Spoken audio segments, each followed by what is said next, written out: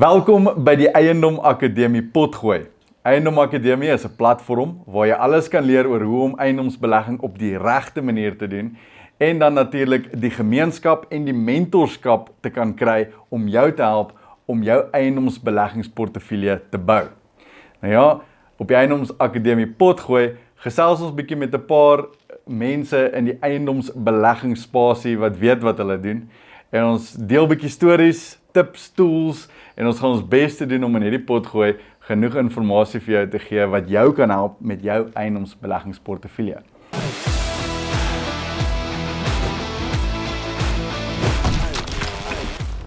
En vandag het ek hier vir Rowan Alexander. Welkom op die potgooi, Rowan. Ja, dankie, lekker om hier te wees by julle. Ons het gisteraand 'n lekker steak gaan eet. Dit is al reeds lekker gechat oor property en eiendom en ek moet sê dit was lekker om met jou te gesels. Ja, ek dink hulle moes maar daar gewees het, dan was hierdie nou al klaar verby. Dan kon hulle net dit gevul het. Maar ja, vir die wat nie weet nie, jy kom uit die Kaap uit. Dis reg. En jy ken basically alles van die Kaap, want ek het eiendom wat ek nou in Agulhas koop en nou sit ek gisterand en nou sê Rowan vir my, hoorie, Albert, waar is jy in Agulhas of sy ek gesien jy's daar op social? Toe sê ek, ja, ek het eiendom daar. En toe verduidelik jy my al die history van Agulhas en presies waar die OK was en die huis wat ek gekoop het, wie die vorige eienaar was. Sê jy het in die Kaap groot geword, jy ken die area Ek het. en jy weet amper van elke development wat daar aangaan. Kyk, jy weet die Kaap is klein. Jy weet glo dit nou of nie. Die area is groot, maar die mark is klein. Jy weet en hoe groter rolspeler jy raak in daai markte, hoe kleiner raak die markte.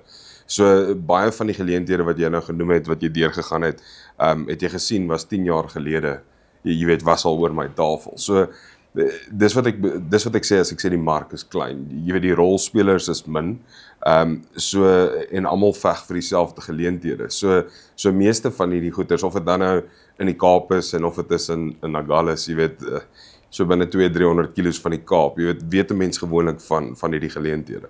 En daai is 'n belangrike ding wat jy noem, want vir my is Agulhas in die Kaap. Ja. Maar soos jy dit nou sê, Agulhas is 300 kilos van die Kaap. Ja. Die Kaap is nie Agulhas nie, is separate. Yes. Ek dink hy so 200 kilos, maar so 3 ure se ry. Jy kan nie meer vandag, jy weet, vinnig uit die Kaap uitkom nie, want maar ek dink die belangrike ding is veral vir mense wat nie van die Kaap is om te verstaan, is dat jou metrogebied, jy weet, word gesien as jou primêre gebied.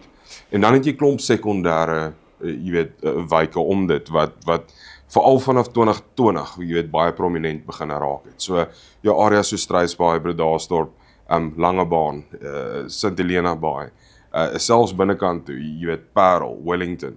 Hierdie is gebiede, Malmesbury, jy weet, daar's baie ontwikkeling daar in die gang.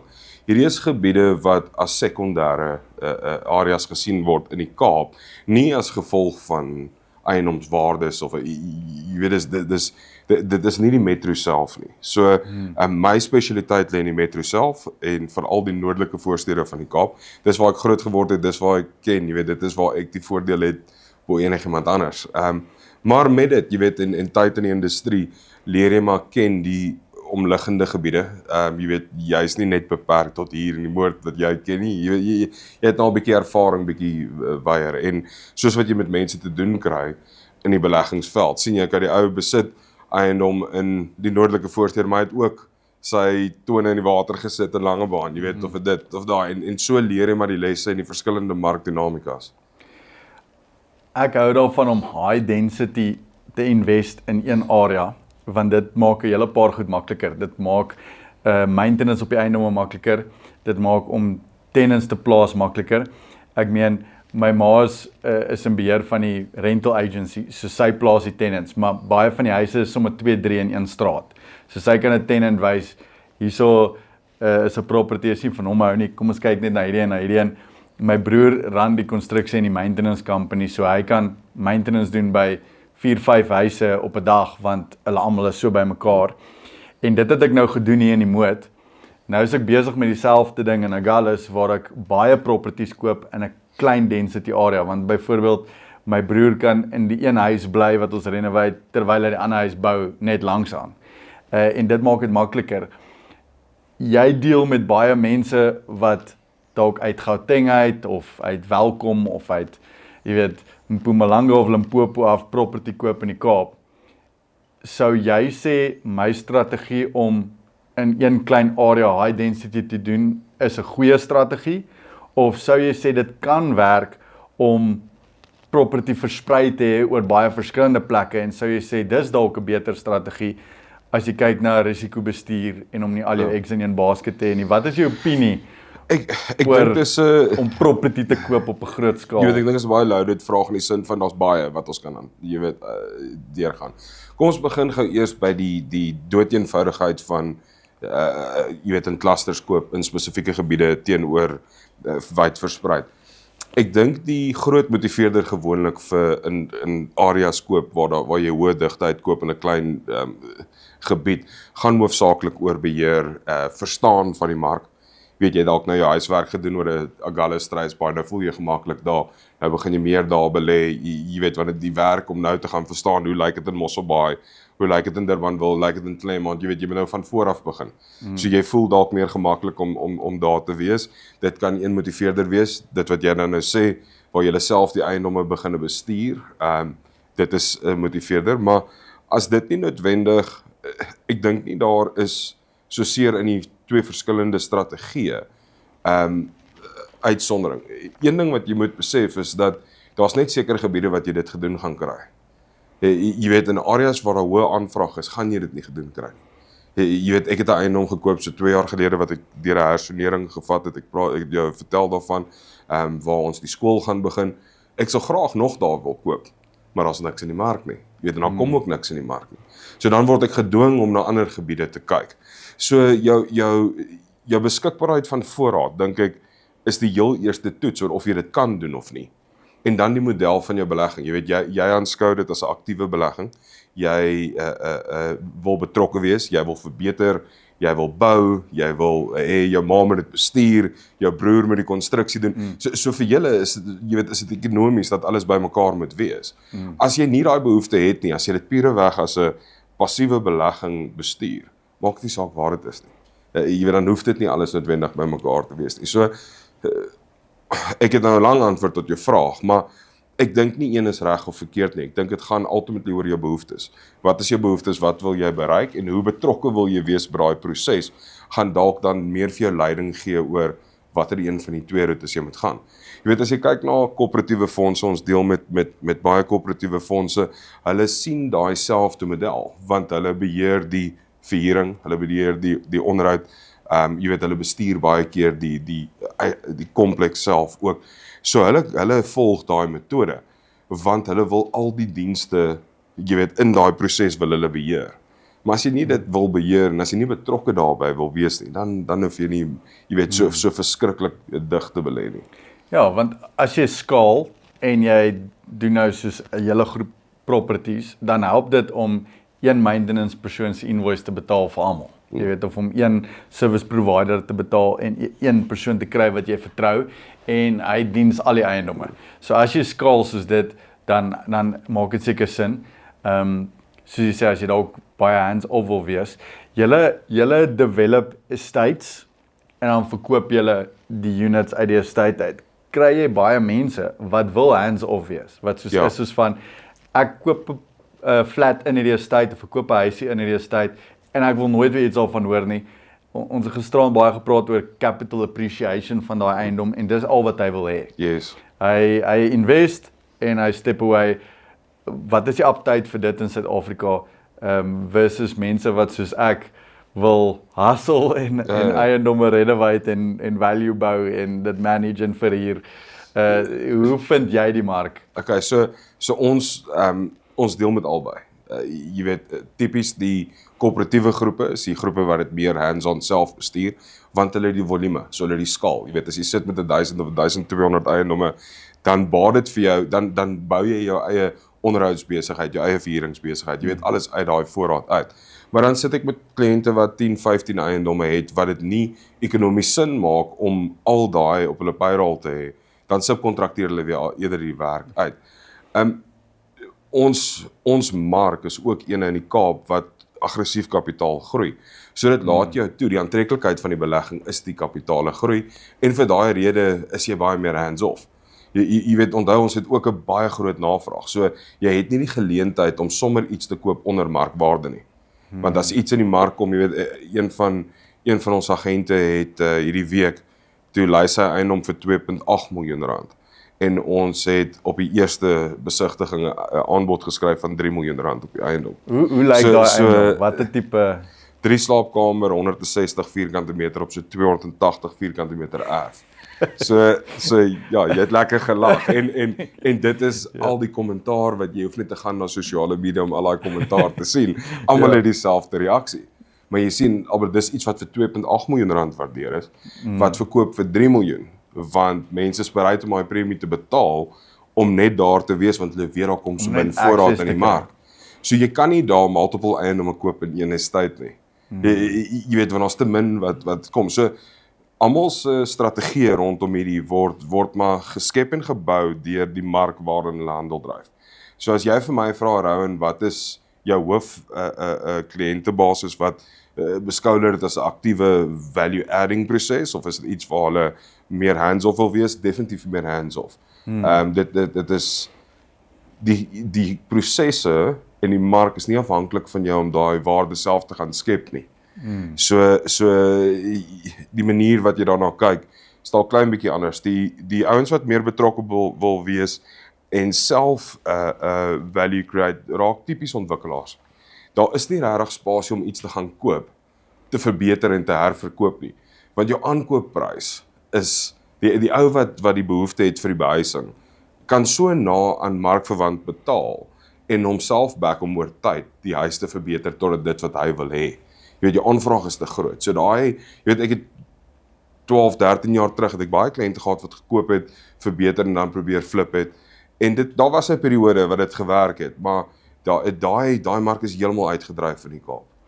So jy koop vir capital appreciation. Ja. So jou idee is om te koop en om dan net te los dat hy groei in waarde oor tyd en dan teen om te leverage en weer die equity uithaal. Beslis. En dan dit te gebruik om daai resep te duplicate. Ja, so dis 'n stadige resep. Daar's no get rich quick plan. En dit is afhanklik van finansiering en dit is afhanklik van jou eie kontant. Geen plan daar buite kan dit omwentel nie. Jy weet, as jy nie kontant het nie, het jy finansiering benodig. Benodig jy finansiering. As jy kontant het jy nie die finansiering behoefte nie. So die twee balanseer, maar dis nie te sê dat ons nie eiendomme het wat naby aan gelykbreek kom. Ek het vir jou gisteraand daai ene gewys. Daai 900 000 rand eiendom. Jy weet, die ding is, jy kan 'n balans van die twee kry, maar die siening wat ons moet vat in ons markte is om te sê, met hoe min van my eie kontant kan ek 'n eiendom koop en die kapitaalgroei geniet van die totale waarde. Jy weet, so as dit uit my sak uit kos 20% van die koopsom, maar ek kan op die volle koopsom kapitale groei geniet, dan is dit soos om 200 000 rand te belê by Allan Gray of enige ander fonds, maar ek kry die kapitale groei op 1 miljoen rand. Dit is hoe ek dit Of jy sit 300 000 in, maar jy kry growth op 3 miljoen. Correct. Want en jou growth moet net meer wees as die koste van daai befondsing. Want jy leen obviously die 2.7. Ja, maar dit gaan altyd wees, want dan jou koste dit gaan altyd wees, want jou koste van jou lening is proporsioneel tot dag 1. So in jaar 1 gaan jy dalk vind dat die koste en jou inkomste dalk heeltemal gelyk is of dalk daar's dalk 'n klein shortfall. Maar onthou, dis ook waar jy die belastingvoordeel begin geniet, want jy hardop 'n verlies. So jy het geen inkomstebelasting op jou inkomste, jou huurinkomste vir 'n 5, 6, 7 jaar periode totdat daai eiendom begin gelykbreek. So die ware koste na belasting moet jy na kyk. Moenie net kyk na die renterekening en jou inkomste nie. Want as jy in 'n posisie was waar jy positiewe kontantvloei gehad het, sou jy nog belasting moes betaal, waarna jy dan aandeldrywende kapitaal het. In hierdie geval sit jy in 'n posisie waar jy kapitale groei het, wat jy nog nie die belasting hoef te betaal. Jy gaan dit ultimately betaal. Wanneer jy verkoop, gaan jy kapitaalwinsbelasting betaal. Maar jy het in die tussentyd daai kontant om jou handel te dryf. Ja, so as ek reg verstaan, die strategie in die Kaap is dan sit jy 300 in, leen die 2.7, kry groei op die volle 3 miljoen se asset. Jy moet net seker maak dat die property se value groei op die 3 miljoen, dat dit 3.2, 3.3 word, want dit is waar jou waarde sit. Anders, as jou property nie groei in capital value nie, dan gaan jy 'n deficit hê teen die interest. Correct. En dan koop jy jouself 'n gat in die sak. Correct. Maar gelukkig in die Kaap, as jy na die history kyk, en soos jy sê, die storie kyk, dan is kapitaalgroei deel van die model in die Kaap. In ander dorpies of stede oor Suid-Afrika kan jy dit dalk kry dat die mark, jy weet, gestagneer het in die laaste 10 jaar en dat daar nie regtig 'n kapitale groei was nie. Indien jy dan so hoog sou leverage om te koop, kan dit wees dat die interest die growth van die property jy weet overshadow. En dan gaan jy agteruit, dan boer jy agteruit. Dis nie 'n ideale situasie nie. Maar ek meen die groei wat julle in die Kaap gesien het oor die laaste byvoorbeeld 3 jaar, 5 jaar, 10 jaar is amazing. So in daai geval werk die strategie perfek. Kyk, jy moet ook onthou dat jy kan nie net sê maar ek koop enige plek in die Kaap en ek gaan okay wees nie. Dit is hoekom ek in die beginpunt gemaak het is ons moet onderskei tussen die metro en die sekondêre dorpe. Jy weet die sekondêre dorpe is nou in 'n flurry. Maar as jy na die volle prentjie kyk van 10 jaar is dit dalk nie noodwendig dieselfde. Daar's meer volhoubaarheid in jou metro. Jou groei is organies. Dit word gedryf deur populasiegroei, deur toegang tot skole, werksgeleenthede, infrastruktuur, opgradering. Dis alles goed wat konstant, jy weet, aan die gang is in die metro. So dit maak dat jy het altyd mense wat gaan vanaf 'n duurder eiendom na 'n goedkoper, jy het altyd die ou wat intree, jy het altyd die persoon wat die beacon of hope in die Kaap sien en van die res van die land af dalk so intoe kom. So jy het baie groot marksomstandighede wanneer die groei kan absorbeer. Hulle veroorsaak nie noodwendig altyd die groei nie, want jy kan jou supply kan jy weet oornag opgaan en dan kan die aanvraag nie byhou nie. Dan gaan dit ook maak dat jy in 'n posisie is waar jy nie die kapitale groei het. So die vraag dan nou is, ek dink, is hoe identifiseer jy dan nou areas wat goeie en sterk kapitale groei het? Jy weet, onthou dis 'n hindsight is a perfect science. Jy weet, ons sê dit altyd, dit klink nou baie slim, die planne klink nou baie slim. Maar op daai stadium het almal maar, jy weet, butterflies gehad en shot in the dark, ja. Korrek, maar niemand kan 100% garantie wat kom môre nie. Hier in Gauteng en in Pretoria en soos Johannesburg is jy nie guaranteed van die kapitale groei nie. In die Kaap ook. So wel daar's 'n beter trend vir dit waar hierso moet ons seker maak ons cashflow positive. Ons moet seker maak ons maak van dag 1 af geld uit die property uit, want dit kan wees dat die area binne die volgende jaar of 2 deprecieer. Ek meen as ek net kyk hier na die moot. Waverley en Queenswood gaan op. Kilner Park en Valeria gaan af. So in 'n klein area soos die moot is daar areas wat kapitale groei sien en areas wat depreciation sien. In 'n kwessie van 'n 10 km radius. En soos byvoorbeeld as jy aan die onderkant van Valeria en selfs die Laestrate van Rietfontein kyk, dan verloor die eiendomme waarde, waar in die hoër strate van Rietfontein en as jy kyk na Queenswood en Waverley, is daar 'n massiewe groei in prys. Ek meen, 'n huis wat ek gekoop het in Waverley vir R1 miljoen in 2019 is nou R3.6 miljoen werd. Daai groei is crazy. Maar dan gaan jy in my huis wat ek in Kilner Park gekoop het vir 850.000 in 2012 is nou maar R1.3 miljoen werd. So hy het nie lekker bygehou by inflasie nie en inteendeel as jy dit die randwaarde meet met die koopkrag van daai tyd en vandag het hy waarde verloor. Waar die huise in Waverley het deur die dak geskiet en waarde gain. So in ons area is ons nie altyd guaranteed nie en ek hoor jy sê obviously in die Kaap geen area in Suid-Afrika is guaranteed nie, maar ons is nogal geneig om ander strategieë toe te pas En byvoorbeeld op my Eiendom Akademie en op my social media dan coach ek, jy moet kyk dat jy positive cashflow kan kry van dag 1 af. En ons gebruik strategieë soos koop 'n eiendom wat lelik lyk, koop die lelikste eiendom in die duurste straat, renovate hom, skep value, dan create jy jou eie capital appreciation met elbow grease. En jy skep daai appreciation totdat daar obviously 'n ceiling is, maar dan kan jy hom gebruik deur hom te multilet, deur dalk 'n tuinwoonstel in die tuin uit te verhuur, deur dalk meer as een tenant in die huis te hê, of jy verhuur hom uit op aan 'n familie, of jy dalk 'n paar flats daar om jou te kry op 'n positive cashflow basis. Nou is al baie mense op social media wat dan vir my sê, Albert, dit wat jy daar verduidelik het nou net, is nie moontlik in die Kaap nie.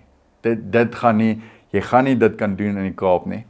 So, jy het nou al die pad van die Kaap af ingevlieg om hier te wees. Om jouself dit te sê. Is daar nie suburbs, areas in die Kaap waar dit moontlik is om hierdie model toe te pas, waar jy 'n ou stuk in 'n huis koop in 'n mooi straat, jy renovate hom, skep vir jou daai kapitaal, leverage dalk teen dit om nog 'n bietjie aanbouings en so te doen, en om dan te verhuur aan multiple tenants, aan 'n ander tipe strategie soos 'n besigheid of 'n is dit nie moontlik nie? Dis nie dat dit nie moontlik is nie. Dit is moontlik. Maar die vraag is dit die beste ding vir daardie mark?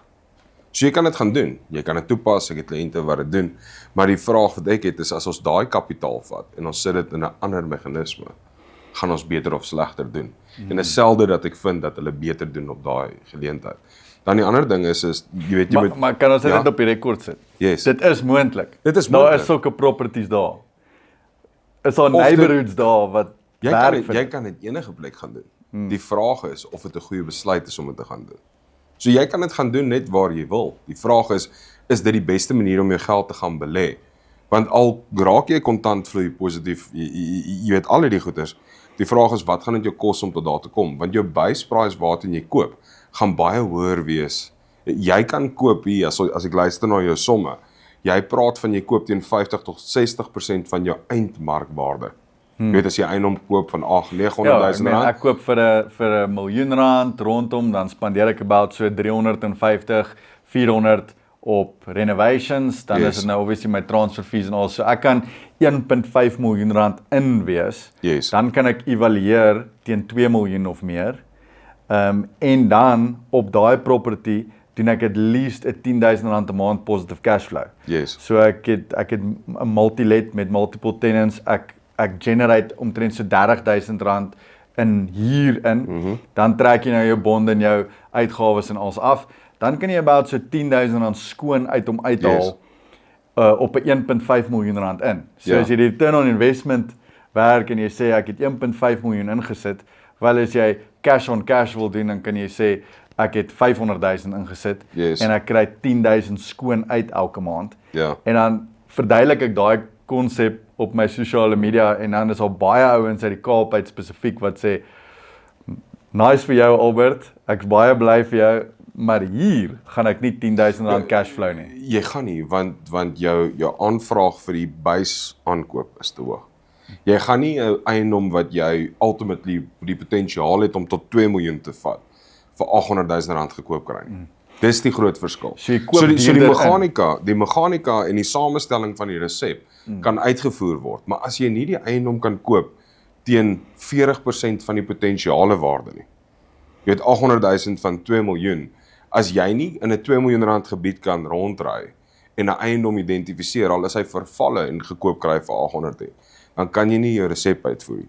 Ek dink dis die punt en dis die ding wat moeilik ek dink wat moeilik toepasbaar is dat jy vind nie sommer eiendomme, kom ons sê daai eiendom was 2 miljoen rand potensiaal. Jy het nou gepraat van jy gaan inwees vir 1.5 voordat jy hom kan evalueer vir 500 of vir 2 miljoen. Jou probleem is in die Kaap kompeteer jy teen iemand wat hom bereid is om vir 2 miljoen te gaan koop oor tyd en hy sal daai eiendom koop vir 1.5 of 1.4 en die 500 of die 600 gaan spend oor tyd om in 'n 2 miljoen rand se eiendom te woon. So daai jou equity wat jy maak jou geld as jy koop. nie as jy verkoop nie. En die equity wat jy gekoop kry vroegtydig deur om die eiendom in 'n soos wat jy gesê het, jy weet goeie gebied, maar dalk die goedkoopste eiendom of die vervalle eiendom. Die premie, jy betaal nie 'n premie vir die area nie. Jy koop die base cost van die asset. Maar die probleem is die base cost van die asset in die Kaap is soveel hoër omdat jy soveel meer aanvraag het. So ek dink dit is waar die resep, ek stry nie met die resep nie.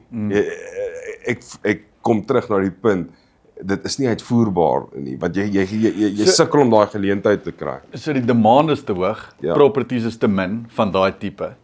So dit beteken die buysprys van die eiendom is hoër as wat dit hier is in Pretoria of dan nou in sekere ander plekke van die land.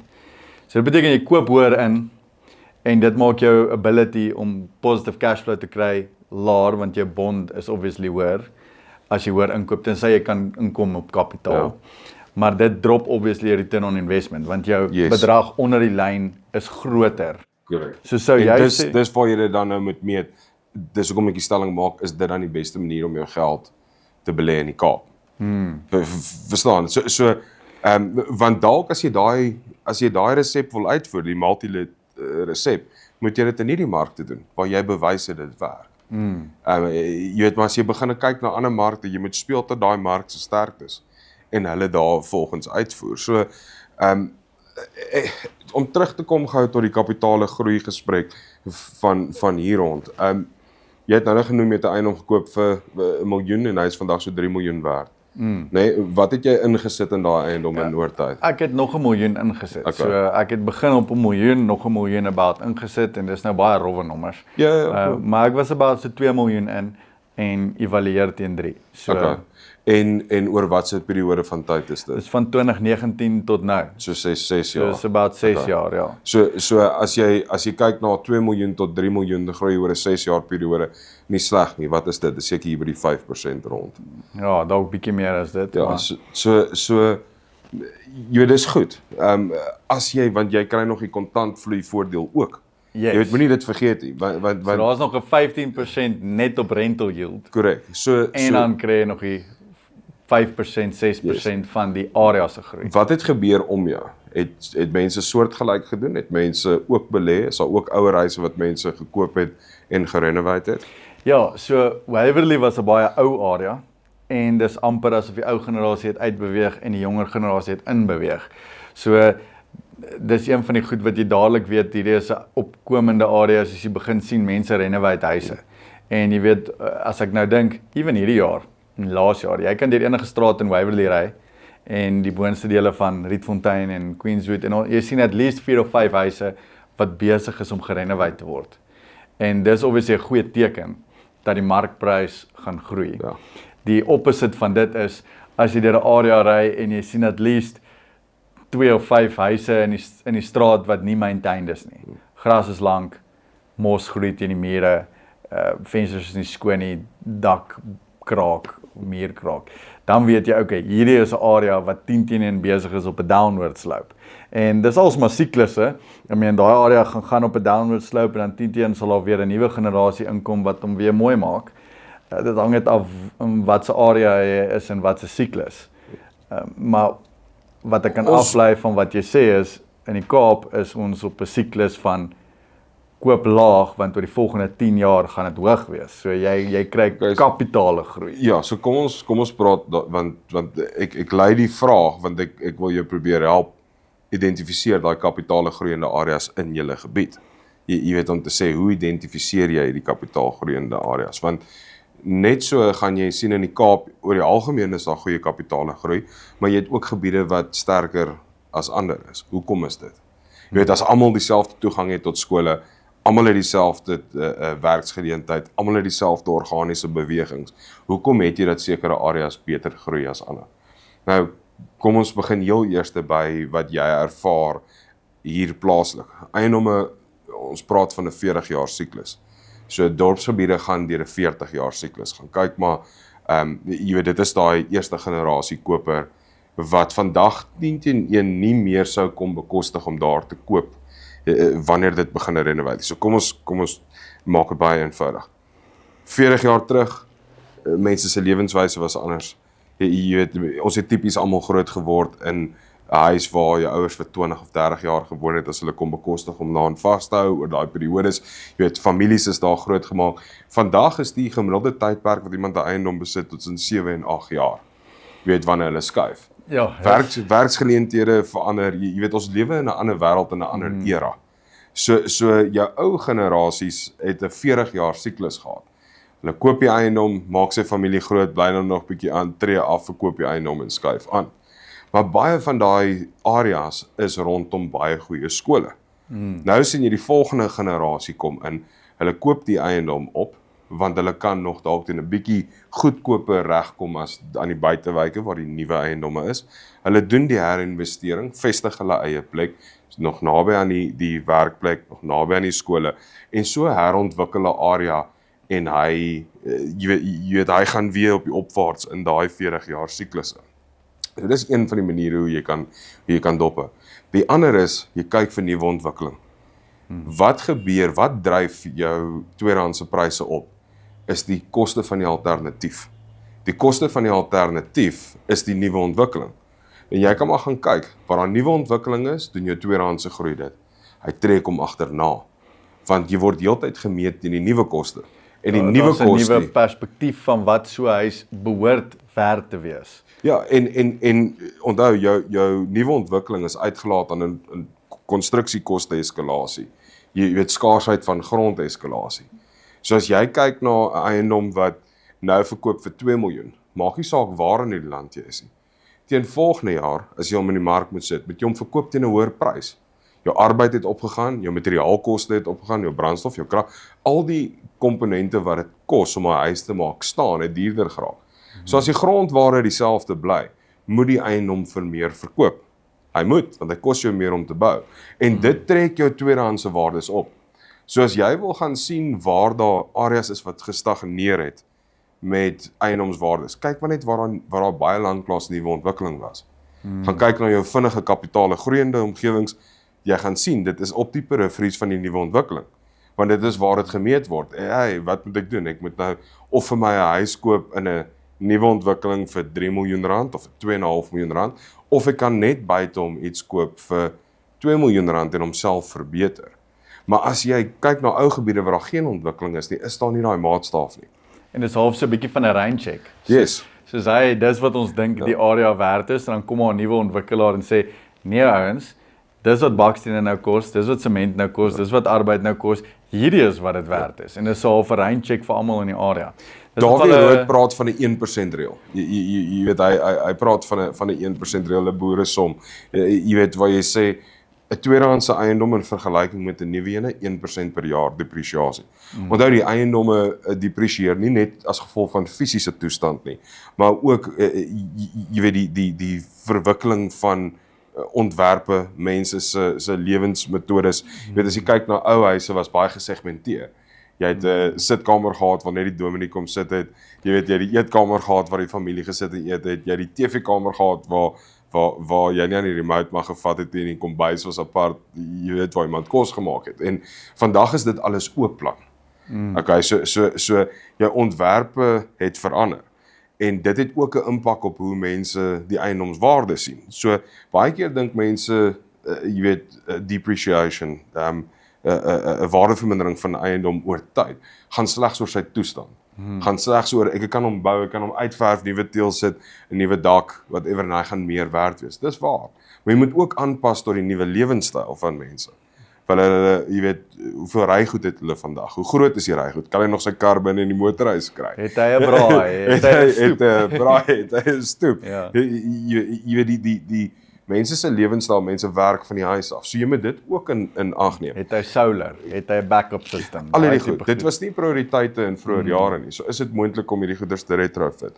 Maar die punt wat ek probeer maak is al bring jy daai eiendom tot op sy piek van toestand, gaan jy nog steeds nie die premie behaal wat 'n nuwe eiendom behaal nie. Want daar's ontwerpe, daar's jou bure, alles is dieselfde, daar's 'n premie daarvoor te betaal. Jy weet, as jy 10 huise het in 'n straat en hulle almal is vandag nuut teenoor 1 nuwe huis en 9 ou huise, jy weet, en is dieselfde. Waar is jy meer gemaklik om jou geld te sit? in die straat waar die 10 huise almal dieselfde is. So daar's hierdie jy gaan nooit die volle potensiaal van 'n nuwe eiendom se waarde kry nie. Maar jy kan werk op 1% per jaar. So 20 jaar oue eiendom in vergelyking met 'n nuwe eiendom 20% minder in waarde. Onthou op die tweedehandse eiendom het jy ook tipies oordragskoste, wel jy het altyd oordragskoste, maar jou hereregte belastingkomponent, dit moet ook sit ook jou tweedehandse prys bietjie onder druk. Maar kyk vir die geleenthede waar daar nuwe ontwikkeling om jou aangaan. En gaan soek die geleenthede om dit. Want dit is baie kere, selfs in areas wat oorhoofs nie goeie kapitale groei het nie, 'n manier is om te identifiseer binne in daai omgewing. Ons het dit al almal gesien, iemand sit 'n blok woonstelle op en dan skryf die plaaslike buurtgroepe en Facebook blaaie van hoe kan hulle dit doen, ons paaie gaan versadig wees, hoe gaan ons nog 300 families hier akkommodeer. Dan verkoop die eerste woonstel vir 1.5 en hulle huis was 'n jaar terug 1.8 werd. Dan sê hulle, hey, okay, nou is ek bly, want nou is my eiendom skielik as iemand 1.5 sal betaal vir daai woonstel, dan my huis sal seker so 2.5 werd wees. En dan begin mense die upside daarvan sien. So al is julle nie in 'n mark waar julle in totaliteit oorhoofs kan kompeteer met kapitale groei met 'n Kaapse mark nie. Is daar nog steeds daai geleenthede. Gaan soek dit net in die periferies waar daar reeds ontwikkeling aan die gang is. Het jy daai massiewe woonstelblok gesien wat hulle gebou het in Agulhas reg voor op die waterfront, of eintlik is dit in Struisbaai? Ek weet nie of jy dit Ja, hulle is soos wat jy nou omry Struisbaai toe aan die linkerkant. Aan die linkerkant, soos almal het gedink dis natuurreservaat area, want dit is reg op die kus. Maar daar's 'n erf. En daar was een erf. Dis 'n kommersiële erf. In die middel van nêrens, en iemand het een massiewe woonstelblok gebou in die middel van nêrens, en ek dink die community het 'n groot uproar gehad daaroor. Maar toe jy nou noem van woonstelblok in 'n community wat dit nie like nie, toe dink ek dadelik aan daai voorbeeld, want ek was in 2022 daar, toe was daar niks. Dis reg. En toe het ek nou elke jaar as ek weer afgaan Agulhas toe, het ek gesien hoe hierdie ding opkom, en toe ons nou daar was, hy's klaar nou. Ja. Dis 'n massiewe gebou, lyks modern. Nou wonder ek wat se impak dit gaan hê op die gemeenskap rondom, dat hulle sulke tipe developments daar doen. Jy gaan vind dat die ou wat beplan het, wat sy huis gebou het met die uitsig na daai kant toe, gaan heel waarskynlik benadeel word. Okay. Maar die vraag is, hoeveel due diligence het hy gedoen? Het hy geweet daar's 'n erf oorkant om toe hy sy huis bou? Het hy geweet dat die risiko is? Jy weet, ek sien dit baie keer in areas waar emosie die hoofmotiveerder is verkoop. Veral in sekondêre dorpe waar dit tipies jy het vakansiehuise is, en gaan kyk baie huise in vakansiedorpe veral. Almal se drome is hulle wil die see sien. Okay, en dit is verstaanbaar. Jy wil die see sien. Jy korte view. En as jy nou dubbel gaan, dan gaan die ander triple. Maar nou gaan kyk jy nou volgende keer wat jy Struisbaai toe ry. Hoeveel van daai balkonne word benut? As jy kyk na daai gedeelte van ons kus, al daai eiendomme kyk oos of suidoos. En die wind waai heeltyd. So al daai mense het hierdie fantastiese stoepe wat hulle gebou het, maar hulle kan dit nie benut nie. Okay, hulle van die noorde kant waar hulle natuurlik geskuil is en waar hulle natuurlike son en lig het en waar hulle eintlik rustig kan sit en braai. Kyk weg van die see af, maar nou het hulle al hierdie braaifasiliteite en stoepe aan die voorkant gaan bou. Jy weet, dit is tipies kenmerkend van 'n omgewing waar mense met emosie oortref word. Hulle sien hierdie prentjie en hy wil hom hê en hy teken hom en hy design hom so, maar die leefbaarheid daarvan, as jy begin het daar leef en besef jy, okay, moet dalk nie heeltemal so gedoen nie. En dis die punt van die due diligence. Selfde daar, so kwaad soos wat daai mense kan wees, het hulle ook die verantwoordelikheid om seker te maak, verstaan hulle die gebied waar hulle koop, is daar, jy weet, om aan te neem dat daar's niks voor jou en daar kan niks voor jou gebeur nie, is nalatig. Maar dit gaan seker 'n goeie groei hê vir die area. Dit gaan. So ongelukkig as jy nie bewus was daarvan nie en as jy dalk uitgevang was en dit is nou in jou versuur, dan gaan dit dalk daai element van jou huis benadeel. Maar presies wat ons nou van gepraat het, gaan kyk die pryse waarteen na eiendomme verkoop of verhuur. En dan sien jy, dit is wat bydraend is tot die kapitale groei in daai omgewing. Daar's baie geld spandeer in areas soos Struisbaai en Agulhas oor die laaste 5 jaar. Daar was periodes wat dit van die hoogste influx areas was van die Kaap. So daar's baie geld daar spandeer. En dis goed dat hierdie goeders gebeur. Iemand wat vashou aan die nostalgie van die omgewing, gaan nie daarvan hou nie, maar vanaf 'n pure eiendomsbelegging, waarde, beskerming komponent, beslis goed vir die areas. Ja, nee, so ek het net gedink, dit was baie funny toe ek sien, hier is almal se strandhuise en hier is die massiewe 10 verdieping gebou reg voor op die seeview. Maar obviously sal dit vir die area dan 'n kapitale groei en daar's 'n nuwe sentrum met die met die OK Foods en die Pick n Pay en daar's 'n Plato nou in Struisbaai. So ek dink daai tipe goed dra by tot die groei, die kapitaalgroei van die area. En ek dink ook mense se behavior dra by tot dit. Ons noem dit die reverse groot trek. Dis is daar was in die laaste 5 jaar 'n reverse groot trek van soos mense wat net weer terug gaan Kaap toe. Ja. En ek dink die Gautengers kom in, hulle wil net iets koop. Ek dink dit dryf ook demand in julle area dat mense soek plek om te bly, want hulle het afgegaan vir werk, hulle het werk verander of iets in daai lyn en nou moet hulle iets kry om te bly. Obviously is die property pryse in general hoër in die Kaap as in Gauteng. So mense is dalk bietjie kan ek sê hulle is anxious om te koop want hulle moet hulle geld maak werk vir hulle daar. Hoe lyk daai reverse groot trek situasie en is dit net 'n cycle wat ons weer gaan sien verander of is dit iets wat is om te bly? Ek dink is iets wat is om te bly, maar soos enige tendens gaan hy deur die siklusse gaan. Ek is nou lank genoeg in die bedryf wat ek 'n paar van hulle gesien het, maar daar's altyd 'n konstante vloei. En dis nie net uniek in die Kaap nie. Gaan kyk jou statistieke reg oor die land. Ons land verstedelik.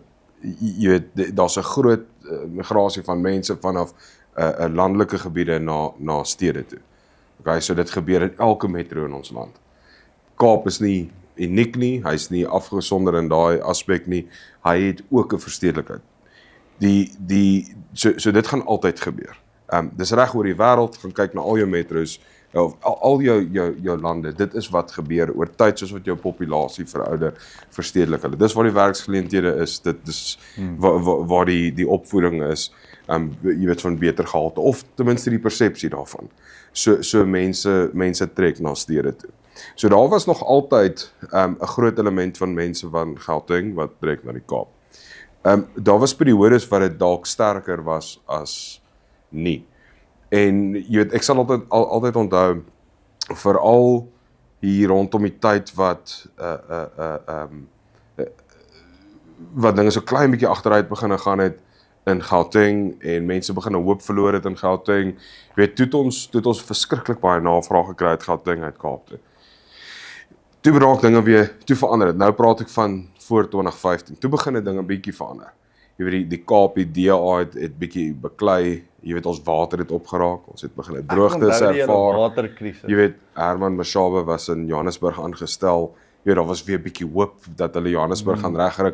Jy weet, toe plat dit weer bietjie af. Maar daar was nog steeds hierdie konstante onderstroom van mense wat nog steeds geskuif het Kaap toe. Dieselfde met Natal, jy weet, toe al daai brande was, al die onluste, ja, jy weet, toe die huise wegspoel en die vloede. Jy weet, dis alles hierdie blips waar jy meer navraag kry as gewoond, maar die realiteit is, die ondertoon is heeltyd daar. So jy gaan lees nou die berigte, jy weet, daar's baie mense wat berigte skryf en mense wat dokumenteer, hulle skuif vanaf 'n ander deel van die land na die Kaap toe en hoe hulle dit dan nou vir een of ander rede besluit, jy weet, hulle maak die headline, I'm moving back. Jy weet, en dis die persone wat nie voorbereid was nie. Dis die ou wat nooit sou skuif nie. Hy's dalk gedwing vir een of ander rede om te skuif. Maar daar's 'n natuurlike ondertoon van mense wat aanhou skuif. So ek sê weer, die Kaap is nie uniek dat hy dit ervaar nie, dit is verstedeliking. Jy weet, so ek dink is iets wat sal bly. Jy gaan dit by tye meer ervaar as ander. Daar was periodes wat 4 uit elke 10 kopers in die Kaap van buite die Kaap gekom het. Dit is nie meer vandag so nie. Vandag is dit seker 2 tot 3. Jy weet, kopers in ons nuwe projekte kom van buite die Kaap. Maar jy kry nie sommer dat mense wat van die Kaap oorspronklik is, skuif uit die Kaap uit. Dis gewoonlik skuif na 'n ander land toe. Ja, so Gauteng en die res van die land gaan eers daar voor hulle oorsee gaan. Partykeer. Kom ons praat 'n bietjie van oorsee gaan. Ek weet jy doen baie developments in die Kaap wat jy uitverkoop en so. Het jy al ooit bietjie gekyk na oorsee se property? Is dit iets wat jy al nagevors het? Dus ek het al en dis vir my te vreemd om eerlik te wees. Jy weet ek het al baie tyd en energie daarin gesit want ek het hierdie dryf gehad dat ek moet dalk ietsie oorsee besit of jy weet geld bietjie skuif of en in my lewe het ek net tot 'n besefing gekom ek is hier. Ek gaan nêrens heen nie. Jy weet ek is lief vir wat ek doen. Ons het 'n baie goeie lewe in Suid-Afrika as jy kan bekostig om middelklas of hoër te leef, jy hoef net bietjie te reis om dit te ervaar. Ek deel met genoeg kliënte wat geskuif het of skuif of familie wat skuif om te besef dat dit is nie altyd so rooskleurig in die res van die wêreld soos wat mense dalk sou dink nie. En dan is die vraag hoekom. Dis meer 'n sentiment as wat dit 'n finansiële besluit is om te sê dis hier waar ek is, dis hier waar ek geld maak. Ek het eendag ontmoet ek 'n baie interessante man. En ek het hom per toeval ontmoet. En hy het ek hoop ek kan die naam reg onthou. Ek dink dit was dit Frik sementwerk of iets soos dit. En hy was van die Noord-Kaap en ons het so vlugtelike stories gewissel. En hy sê te vir my in die 90s toe stuur al my oppositie, hy doen precast werk, so slabs, jy het alle precast materiale. Hy sê en hy het in daai periode het al sy oppositie ingenieurs gestuur na jou top lande toe wat leiers was in ingenieurswese van prefab materiale. Was dit dan nou Japan of China of Amerika of Duitsland, wherever dit dan nou was. En hy het net besluit, hy stuur sy man na Afrika toe. Daar waar daar nie krag is nie, daar waar daar nie water is nie, daar waar daar nie infrastruktuur is nie. En hulle gaan leer hoe om te produseer sonder die luuksede van die nuutste tegnologie. En in die tye van ons droogtes, die tye van ons load shedding, het hy absoluut sy oppositie verpletter. Want hy was die een wat homself weerstandig gemaak het teen die tendens waarin hy geglo het sy markte op pad was. Jy weet, hy het eendag iets gesê, toe sê hy vir my, ek lewe in 'n derde wêreldsland met eerste wêrelds infrastruktuur. As ek my kraan opmaak, het ek water, as ek afry in die straat, werk my verkeersligte. Jy weet, ek het eerste wêrelds infrastruktuur, maar ek lewe in 'n derde wêreldsland. Dit gaan nie vir ewig so wees nie. En dit het by my gebly, is om te sê, hier's iemand wat homself future-proof en geleentheid sien en geld maak en geleentheid skep plaaslik. Jy weet, en dit was een van daai pivots waar ek ook al weggestap en gesê, weet jy wat, los hierdie gedagtes. En so dis meer 'n sentiment en 'n backing van waar ons is en wat ons doen, as wat dit is dat ek dit elimineer, as wat dit gaan oor die pure finansies. Dis maar meer 'n waarde ding wat ek het afgeskiet het. Ek love die moed. Ek's baie trots op die moed. Ek is trots op Suid-Afrika, ek is trots om Afrikaans te wees. So ek gaan nêrens oorsee nie. En jy weet, een van my mentors is baie well-traveled. Soos hy het al letterlik oral getravel in die wêreld. En hy het een keer vir my gesê, want ek het op 'n stadium gewik en weeg om dalk te kyk na eiendom in Spanje of iets in daai. Ek het baie navorsing gedoen. Ek het rental yields gaan check. Ek het capital appreciation gaan check, ek het infrastruktuur gaan check, ek het economic growth gaan check, ek het gaan kyk wat is jou ratio tussen huurders en owners. Ek het proper research gedoen in Europa oor eiendomsbelegging en waar die beste plek sal wees om eiendom te belê. En my resultaat het uitgekom op Spanje. Is 'n baie goeie plek as jy similar rental yields wil kry as wat ons hier het. En jy weet, kompeterend kan wees met Suid-Afrika in terme van die nommers. Maar toe het een van my mentors vir my gesê, oor die mense wat so immigreer, vra hulle hoeveel hulle getravel het voordat hulle immigreer. En meeste van hulle het nog nooit getravel nie. En hulle dink die gras is groener aan die ander kant, want hulle was nog nooit daar nie. En dan trek hulle en skuif oor. En toe sê hy, vra vir jou vriende wat well-traveled is, waar wil hulle bly? En die vra my, waar bly ek? Ek het al die lande gesien. Ek het al hier gebly, ek het al daar gebly, ek het daar gebly. Waar bly ek nou? In Suid-Afrika. En ek het 2 jaar spandeer om 'n boek te skryf wat gaan oor hoe jy geluk kan koop. How to buy your happiness. En ek het research gedoen oor wat maak mense gelukkig. En een van die goed wat bydra tot jou geluk is meaningful relationships. Met familie, met mense wat jy al jare ken, close-knit community. En ek dink dit is een ding wat as jy oor see gaan wat jy nie gaan vind nie. En dit is 'n major rolspeler en jy kan dit toets. Jy kan net op social media gaan, dan sal jy iemand kry in Londen wat sê, ek het vandag iemand raakgeloop wat Afrikaans praat. Ja. En jy kan sien hoe gelukkig dit hulle maak, net om iemand raak te loop wat ook van Suid-Afrika afkom. En dit het ons hier elke dag. Jy het community, jy het mense waarvoor jy lief is, jy het closeness, jy het meaningful relationships. So ek stem saam met jou op daai plek, jy weet. Onthou, dit is ook nodig in jou besigheid. Jy weet, dit is ook nodig in jou portefeulje bou. Jy weet, jy het nou gepraat van jy het een persoon wat jy invoice betaal, of dit gaan oor vertroue. Het gaan oor vertroue, dit gaan oor mense saam met jou vat, dit gaan oor 'n span bymekaar sit, wat jou kan help by die bates van jou bestuur. So, dis mos nou baie makliker om dit te doen, waar jy klaar die resep verstaan, waar jy klaar die infrastruktuur en die verhoudinge het, Ja, en waar jy meer beheer kan uitvoer, en dalk 'n competitive edge het teenoor iemand anders. Ons het gisteraand daaroor gepraat. Ja. Weet, wat glo jy is jou competitive edge? Hoe voer jy dit uit? Nou gaan jy weet, nou gaan jy Spanje toe. Jy is afhanklik van nuwe inligting, nuwe verhoudinge, vertroue. It's a big leap of faith om dit te gaan doen. Baie mense doen dit, baie mense trek dit suksesvol af. Maar jy het dit, jy doen dit klaar. Jy's klaar entrepreneur, jy het jou resepte, jy het klaar jou dinge wat werk. Jy weet, Ja, nee, ek like om die vraag te vra vir al die ander eiendomsbeleggers in Suid-Afrika, want ek kry baie comments oor dit op sosiale media. Nee, maar moet ons nie in die buiteland belê nie. En 100% suksesrate, elke liewe suksesvolle eiendomsbelegger wat ek vra in Suid-Afrika, sê vir my, nee, nie oor see nie. Ek het nog nie iemand gehad wat suksesvol is met eiendomsbelegging in Suid-Afrika wat gesê het, hulle het oor see gaan belê en is beter daar nie.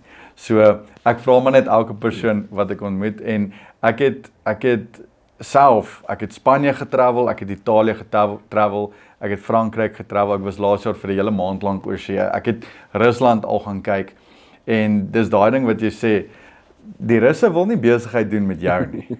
Soos, hulle wil nie eers 'n koffie aan jou verkoop as jy voor hulle staan. Daar was een restaurant waar ek was in Rusland en toe kom ek in en sê ek, can I have a table please?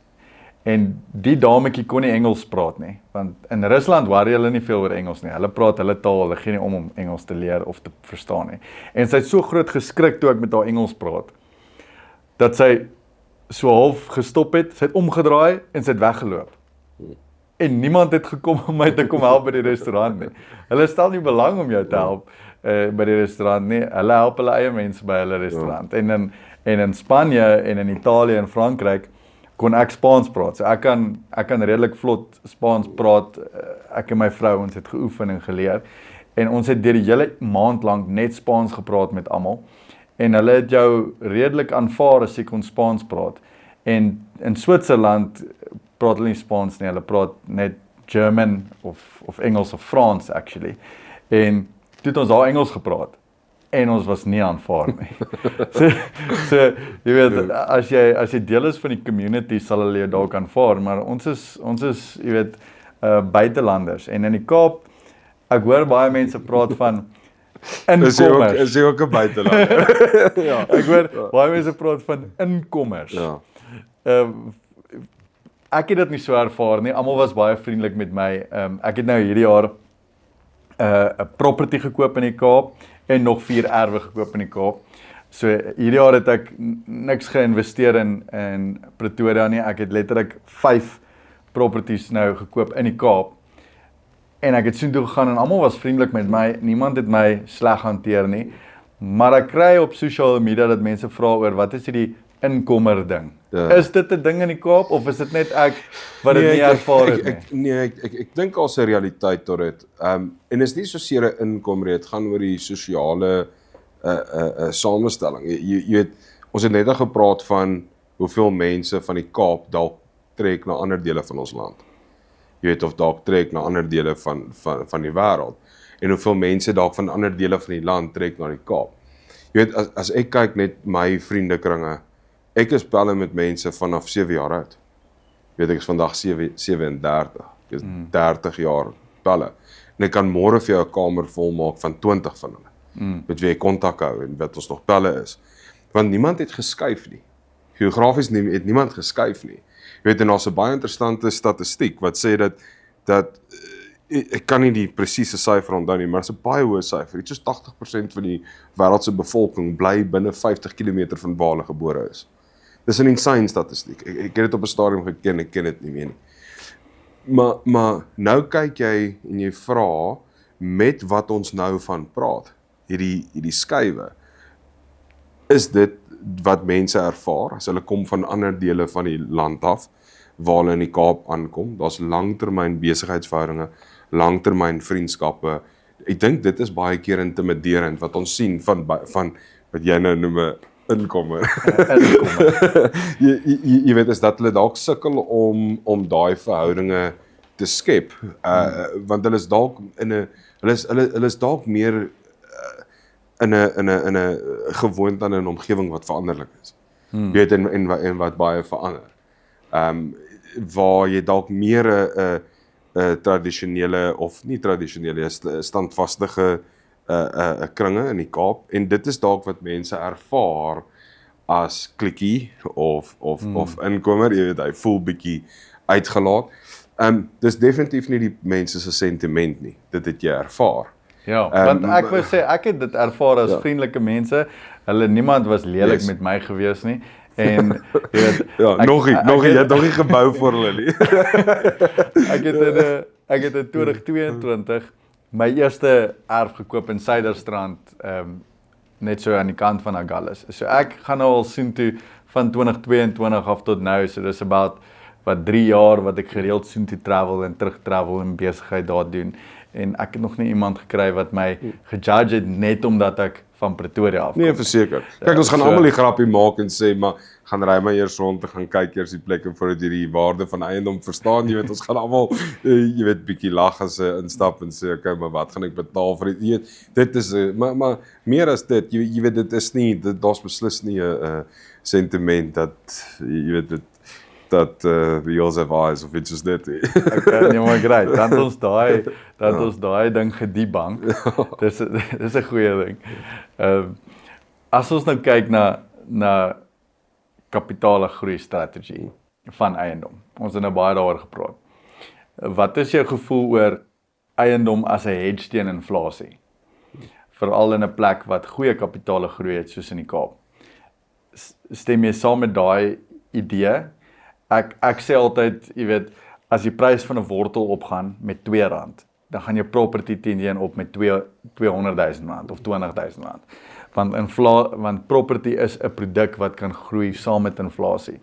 Waar as jy jou geld in 'n investmentfonds sit, is dit nie guaranteed dat hy gaan tred hou met inflasie nie. Waar eiendom groei saam met inflasie, en dan het jy nou nog die voordeel om hom te leverage en nog eiendom te koop of om hom uit te verhuur wat vir jou addisionele return on investment gee. En ek dink daar's 'n groot misverstaan van inflasie. Hulle sê inflasie in Suid-Afrika is nou, ek dink 3.6% of 4.2% laas jaar of iets in daai lyn. Maar wat hulle doen is hulle vat 'n mandjie van items, soos 'n brood en 'n melk en 'n appel. En dan sê hulle, en ek weet nou nie wat als in die mandjie van items is nie. Ja. Maar dan kyk hulle na daai items en sê, okay, dit het gegroei met soveel, so dis inflasie. En hulle vat daai mandjie van items wat oor die 50 jaar al bestaan. Maar daai mandjie van items include nie petrolprys, krag en elektrisiteitsprys, want dit het opgegaan, petrol het baie meer opgegaan as 3.6% in die laaste jaar. As jy kyk na verblyf het opgegaan met iets soos 20%, transport opgegaan met iets soos 60%. As jy kyk na elektrisiteit en so het opgegaan met meer as 8%. So jy kyk na 'n ware inflasie van hier iets tussen 12 en 18%. Sou jy sê dat eiendomsbelegging is 'n goeie hedge teen inflasie, want dit is iets wat saam met inflasie kan groei as jy dit so kyk na in die Kaap? Of sal jy sê is maar beter sit jou geld in 'n S&P 500 of 'n investment fonds of 'n forex of 'n crypto? Ek glo uit en uit dat dit 'n hedge is vir inflasie. Uit en uit. En ek dink dit is belangrik dat gaan ek myself uitsit as ekonom om al die alternatiewe te verstaan nie, maar die feit dat jy dit kan finansier, die feit dat jy brick and mortar value het, jy weet iets daar's intrinsic value in die struktuur en in die grond, jy weet om mee te begin, en ons het gepraat vroeër van die plaasvervanging daarvan is die alternatief. So daar is uit en uit inherente waarde daarin wat gemaklik is om te daar kan ry na jou huis toe, jy kan gaan kyk, jy kan 'n gevoel kry vir hoe die huurders na die plek kyk. Jy kan so is daar ander hedges vir inflation? Beslis. Is eiendom 'n goeie ene? Ja. Is eiendom 'n gemaklike ene? Ja. Is eiendom een wat mense maklik kan verstaan en ons tradisioneel jy weet uitvoer as 'n land en as 'n gemeenskap en as individue? Ja. So dis nie kompleks, dit gaan vir my baie minder moeite vat om myself te educate in eiendom as wat dit gaan in baie ander aspekte. So ek hou van eiendom uit en uit as 'n inflasie hedge, en dit skep geleentheid. Die feit dat jy dit kan finansier, laat vir jou toe om gearing te kan toepas. Al die ander beleggingsmetodes wat jy nou van gepraat het, benodig of kontant of 'n groot kredietkaart wat dan kom teen 'n groot koste om in hulle te kan belê. So ja, beslis. En is dit hoekom jy eiendom doen? Hoekom doen jy eiendom? Hoekom is jy in die eiendombedryf? So ek weet nie regtig.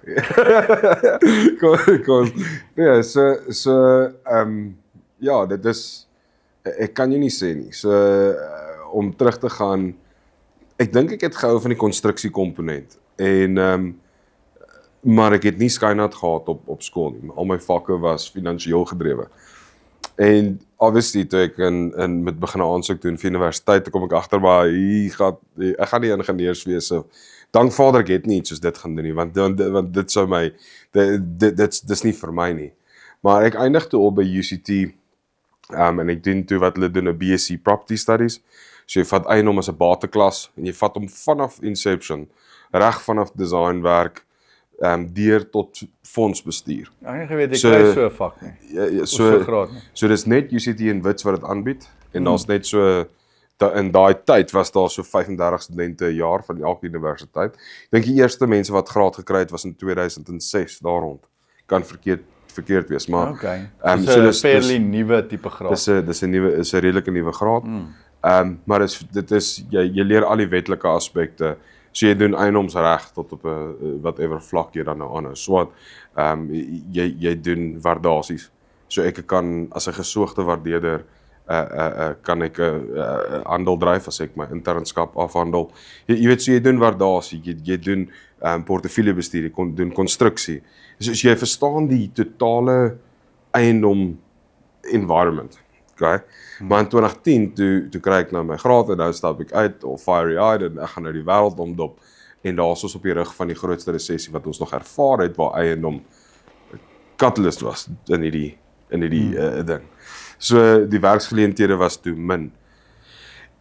En soos wat die lewe werk, jy weet, het ek myself bevind, ek gaan werk toe ek jou gisteraand vertel vir private property en een geleentheid het gelei tot die ander en toe by die Rossen groep aangesluit en jy weet daai besighede uitgebou en toe 2017 onafhanklik. So ek kan jou nie regtig sê nie, want dit was nie 'n divine design wat ek bymekaar gesit het om my tot op hierdie punt, maar ek geniet dit uit en uit. Ek het baie vroeg in my loopbaan baie groot sukses behaal wat vir my 'n sekere mate van opwinding, vertroue, maar ook sien wat moontlik is. Jy weet in my gekweek en vandag is die motivering totaal en al anders. So ek geniet die journey en dit is seker hoekom ek dit nooit sal los. Ek sal aangaan daarmee. Jy weet ek doen 'n paar sideline ander goedjies en jy doen jy weet maar hierdie is uit en uit my passie. Ek love it. Ek love om mense ook te sien, jy weet, daai persepsie verander vanaf 'n betwyfelende om hulle te help om hulle finansiële omstandighede te verander. Jy weet, en dis grootendeels wat jy ook doen met jy weet jou passie vir jy weet maak my 'n miljonair, jy educate mense, jy help mense. En vir my vandag is dit is vir my die grootste genot, waar ek iemand kan vat, jy weet, vat 'n eenvoudige voorbeeld, iemand wat op 55 glo, daar's nie meer geleentheid om in eiendom te belê, wat begin beplan vir aftrede. Jy weet, en ek kan hulle help en adviseer en sê, okay, dit is wat moontlik is in die eiendomswêreld. Gaan praat met jou finansiële, ek gaan nie, verstaan jy my uitsit as 'n spesialis vir alles nie. Dis wat moontlik is hierso. En dan 5 jaar later kom hulle terug en sê, baie dankie vir dit wat jy met my gedeel het, dit het toegelaat dat ons, jy weet, in 'n ander posisie is. Dit is die reward vandag. Jy weet, en die mense wat jy saam met jou vat, die geleenthede wat jy vir ander skep, om saam met jou te gaan. Dis uit en uit vandag my dryf. Ek love it. Ja, ek het net nou gepraat van daai wat jou gelukkig maak in die lewe en die key ingredient wat enigiemand unlimited joy and happiness kan gee, is purpose. So, purpose allow jou, as jy 'n daadwerklike purpose het, soos jy nou noem, om ander mense te help, om daai resultate te sien, dit kan vir jou joy gee wat unlimited is. Om nuwe goeders te koop, gaan vir jou happiness gee, maar dit gaan vinnig verby. Meaningful relationships gee vir jou happiness, maar dit is net so lank as wat die relationships goed gaan. Health gee vir jou happiness, net so lank as wat jy gesond is. Maar purpose gee vir jou unlimited happiness. So, dis amazing as jy jou purpose kan vind in iets. En jy werk aan daai purpose, en dit kan jou fuel. En ek meen, soos jy nou genoem het, met Maak My 'n Miljonair, is my purpose om met die jong entrepreneurs te equip, sodat hulle die ekonomie van Suid-Afrika kan dra 50, 100 jaar van nou af. En elke skoolbesoek, elke jong entrepreneur wat ek mentor en groei, elke suksesstorie wat ons sien, is 'n bewys van daardie purpose en dat dit werk. En as jy die resultate sien, soos jy nou sê, die tannie wat 5 jaar later terugkom, dit gee vir jou 'n feeling van joy wat ek dink nie jy kan beskryf nie. Ek dink die gevaar daarmee is om opgevang te raak en nie te respekteer wat dit vat om daar te kom nie. Okay? Want die persoon met wie jy altyd praat wat vir jou sê, hoor, die tyd is belangrik, maak tyd vir jou familie, maak tyd vir jouself, maak tyd, jy weet, of geld is nie belangrik nie, of dis altyd die persoon wat dit alles het. Bedoelende, dis die persoon wat vandag baie tyd het. Dis die persoon wat vandag baie geld het. Ek doen baie keer, dan vra ek vir myself die vraag, vra ek maar as ek nou vandag met 25-jarige Rowan moes praat, en ek dit vir hom moes preek, sou hy vir my luister. Jy weet, en dis moeilik, want ek doen daai toets op myself, waar ek vir myself vra, okay, Rowan, die raad wat jy nou vir mense probeer gee. Jy try nou jouself slim hou, jy wil nou die wêreld te vertel, hoe moet hulle, jy weet, sou jy op 25 na jouself geluister het? En ek dink die eerlike antwoord vir onsself is nee. Want dit was deel van die selfvertroue dat, jy moet nie vir my vertel nie, ek gaan wys. Jy weet, ek gaan dit doen. Ek dink elke persoon wat ambisie en gedrewe is en bietjie entrepreneurskap het daai mate van ego, van hulle wil, jy weet, dis deel van die dryfkrag. So ek dink, om dit te link na die gesprek van die gesonde respek vir wat dit benodig, want jy kan ook nie, jy weet, ek moet ook vir myself partykeer vra, maar as jy die advies wat jy nou vir mense gee, haal dit nie al die stoom uit hulle seile uit nie, want dis die gevaar. Maar jy probeer so vir mense help om nie in die slaggate te trap, wat jy of anders sien trap het, of self ervaar het nie, dat jy wil hulle so perfek leer, maar dis hoekom ek sê, vir cashflow positive, kapitaalgroei, dis nie die debat nie. Die debat is, kom in, jy weet, wees deel van iets. Begin, want dis 'n powerful tool wat jy het as eiendom, om welvaart te skep, te preserveer, te bou aan, jy weet, geef vir my 'n pinke, rooie, bloue en 'n groene, geen nie om nie. Jy weet, maar ek moet deel wees of van, ek moet die pakkie smarties moet daar wees. So, Maar daar's 'n groot opoffering wat saam met dit kom en ek dink dis die gedeelte wat mense onderskat. Veral as dit kom by eiendomsbelegging. Jy weet of jy dit self bestuur of jy hands-off is, daar's 'n opoffering as jy dit aggressief wil doen. En jong mense veral is die wat die meeste kan opoffer. In 'n fase van hulle lewe. En baie keer as ek kyk na kliënte met wie ek deel wat groot portefeuilles vandag is dit hulle het baie jonk begin. Jy weet van tyd aan jou kant en eiendom, maar dis groot opofferinge. So jy wat nou jou eiendomme koop in Struisbaai en jy weet hier in die Moord, wat was jou opofferinge? Wat is want ons laat dit maklik klink, jy weet. Fair enough, ek het jonk begin. Ek het my eerste eiendom gekoop toe ek 19 was. So ek het die eiendom gekoop en ek het hom verhuur want ek het nog by my ouers gebly. So nou kan jy sê dis makliker as jy jonger is want ek het 'n plek gehad om te bly. So ek kon my eerste property as 'n investment property doen en ek kon hom uitverhuur. Maar ek meen ek het baie tyd opgeoffer. Dit kan ek sê want toe ek op universiteit was, my vriende het uitgegaan en gaan kuier, hulle het die universiteitslewe gehad. Ek het nie dit gehad nie. Ek was elke middag na swattings was ek by my property. Ek het my eerste property self gerenoveer met hierdie 2 hande.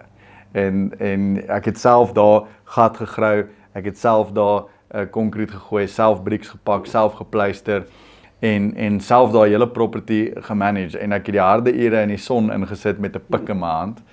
En dit was my opoffering terwyl my vriende wat saam met my gestudeer het, hulle het in air-conditioned kamers gesit en series gekyk of hulle het uitgegaan saam vriende en ek het daai deel gemis. En finansiële opoffering. Ek meen toe ek op universiteit was, het ek 'n eiendom gehad wat ek uitverhuur het as 'n multilet. So ek het 'n inkomste genereer vanaf eiendom. Maar ek het al daai finansies net so teruggesit in die eiendom saam met my ander besighede se inkomste. Ek meen ek het op universiteit 'n ou 1952 Volvo 122S gery. Ek weet nie of jy weet hoe daai kar lyk nie. Hulle noem hom 'n Volvo Amazon. Dis so 'n ronde karretjie. Hy het my R8,000 gekos. Maar hy het nie aircon gehad in die somer nie en hy het nie heaters gehad in die winter nie. En al my ander vriende het nice Polos of jy weet City Golfs of jy weet i10s en i20s en goed gery, nuwe karre. En ek was actually daar, ek het 'n eiendom en ek het inkomste. Maar ek het al daai inkomste direk teruggeïnvesteer in my portefeulje in. So ek het 'n opoffering gemaak en gesê ek sal met die ou kar ry. Ek sal met die vintage gedonk by die kuier aankom. En wat baie mense nie weet nie is nuwe karre het 'n ding wat jy noem 'n brake booster. So as jy die briek trap, dan sal 'n ding wat inskop om jou help om te breek die kar.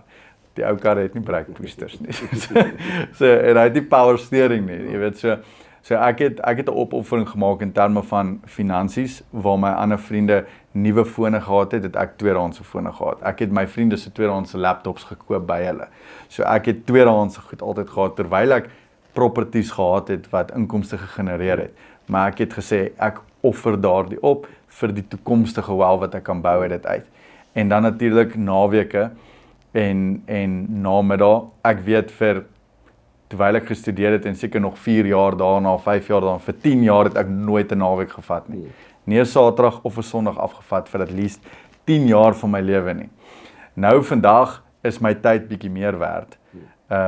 Ek is getroud, ek doen teruggee projekte soos Maak My 'n Miljonair, ek spandeer my tyd, my ouers raak ouer, so ek spandeer my naweke saam met my familie.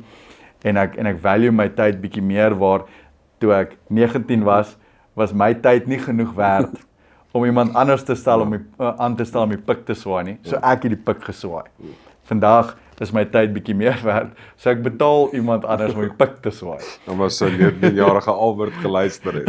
Jy weet dis 19-jarige Albert sou die pik wou swaai. Jy sien. Het jou opofferings, wat moes jy doen om te weet waar jy vandag is en die advies te kan gee wat jy vandag kan gee? Albert, ek weet nie, ek dink my perspektief van wat ek moes opoffer het ook dalk al verander. Ek dink in daai oomblik, jy weet soos jy praat van die jonk wees en jy weet jy werk terwyl ander Jy weet, op daai stadium die persepsie van lewe leef.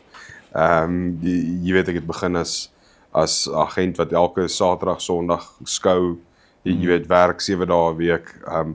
Jy weet, so ek dink in daai fase van jou lewe is dit seker maar verhoudinge en wat jy sien as geleentheid om te lewe, jy weet, op te offer. Maar ek dink die werklike groot opoffering is, soos wat jy dan nou sê, is om, jy weet, binne jou finansiële vermoë te leef.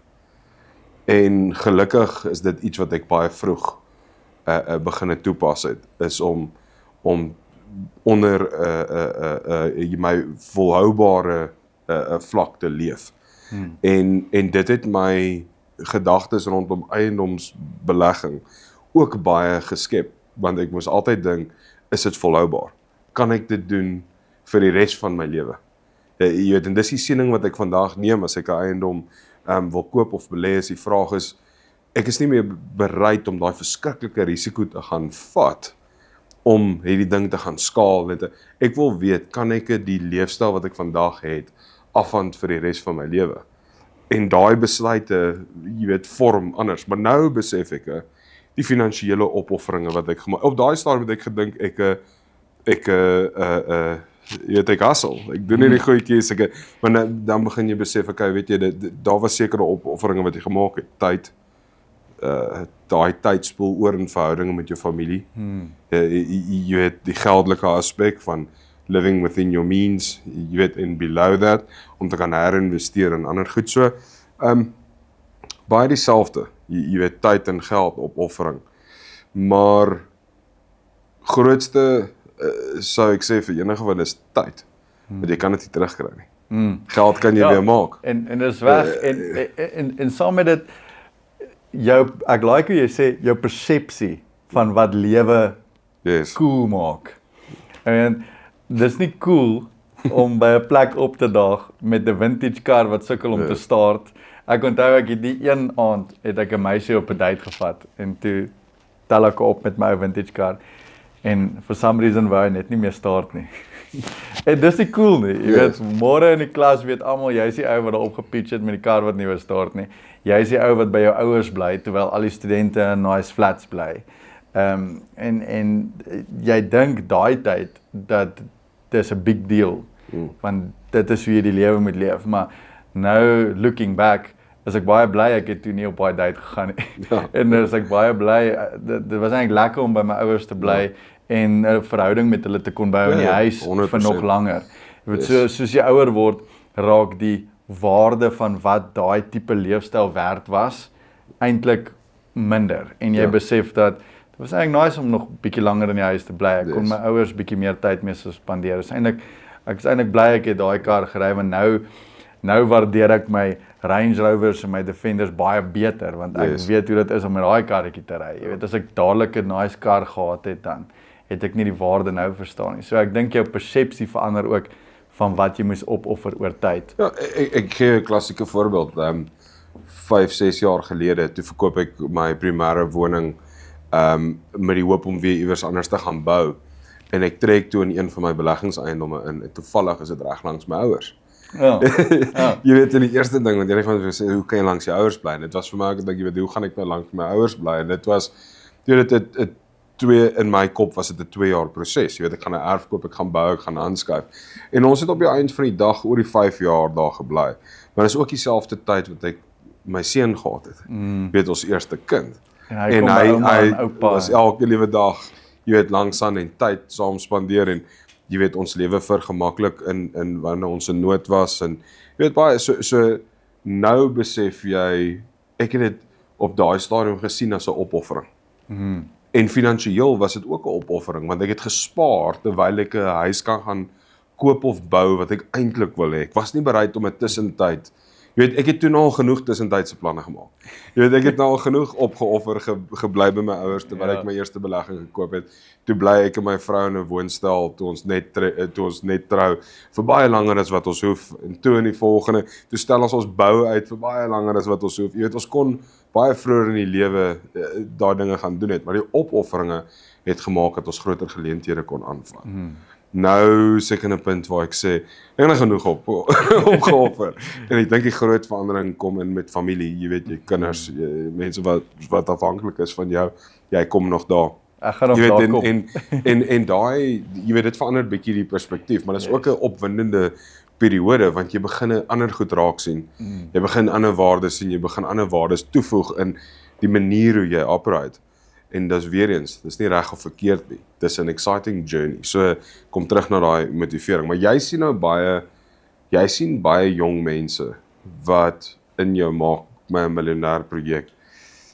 Wat is die een fout wat jy herhaaldelik sien? Jy weet, ek kan as jy vir my nou sê, Rowan, wat is die belegger, eiendomsbelegger, jy weet, wat se foute maak hulle, hoe sien hulle? Ek kan hulle vir jou, ek ken hulle. Jy weet, ek die prentjies sien ek. Jy weet, ek sien die persoon wat sit oor see, wat werk op die jacht, wat 'n eiendom wil koop in die Kaap.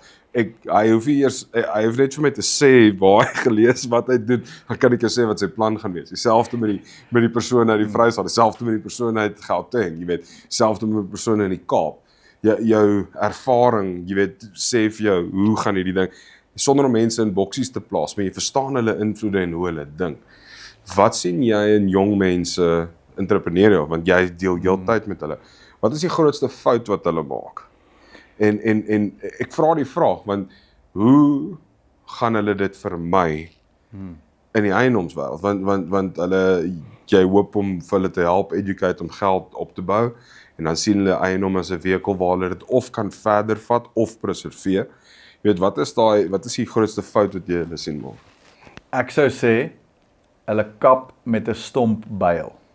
En dis 'n nice prentjie om aan te dink, want hulle maak nie hulle byl skerp voor hulle kap nie. Jong mense het baie entoesiasme, baie optimisme, baie energie. En dis hoekom ek love om hulle te mentor en te coach. Ek doen geen gratis consultation sessions met volwassenes nie. Maar vir die hoërskoolkinders het ek al die tyd in die wêreld. Ek coach hulle, ek mentor hulle, ek help hulle, want hulle het energie, hulle het optimisme, hulle het positiwiteit, hulle het baie tyd wat hulle wil insit, maar die grootste fout wat hulle maak, is hulle spandeer nie tyd aan kennis, om kennis op te bou en om te leer nie. Ek dink die skoolsisteem maak leer 'n negatiewe experience. So hulle dink om te leer is nie iets lekkers om te doen nie. En dan invest hulle al die tyd, hierdie energie, hierdie positiwiteit, al hierdie dryf wat hulle het, en hulle is besig om bome te probeer kap, maar hulle byl is stom. So hulle spring in besigheid in, en ek sien dit selfs met jong eiendomsbeleggers. Hulle spring in eiendom in, en hulle het hierdie idees, en hulle het hierdie tyd, en hulle het energie, maar hulle het nie net 'n dag gespandeer. Net die tyd gespandeer om een boek op te tel, en te lees oor hoe om dit reg te doen. So ek sou sê, grootste fout wat hulle maak, is hulle probeer kap met 'n stom byl. Jong mense moet probeer kyk of hulle weer 'n liefde vir leer kan develop, en 'n liefde vir lees, sodat hulle boeke kan lees. Ek gaan by elke skool waar ek visit sê ek, lees boeke oor entrepreneurskap. En dan kan jy dit oortrek eiendom toe ook. Lees boeke oor eiendom. Vind mentors. Google goeders. Research dit. Leer hoe om dit op die regte manier te doen. Maak jou byl eers skerp. Dan is jy kap. Dan kap jy met 'n skerp byl. Dan gaan jy beter sukses kry. Jy weet, jy noem iets en die kenmerke daarvan is dieselfde in die eiendomswêreld. Jy weet, mense kom met baie strategieë wat nie uitvoerbaar is nie. En as jy net bietjie dieper krap, dan is dit 'n Robert Kiyosaki of 'n die of 'n daai. Jy weet, metode. En ek sê nie die metode is verkeerd nie, maar hy het baie ander challenges in ons plaaslike markte. En ons baie min bronne van goeie kwaliteit inligting in die eiendomswêreld. Jy weet, wie is die mense wat die beste kennis het?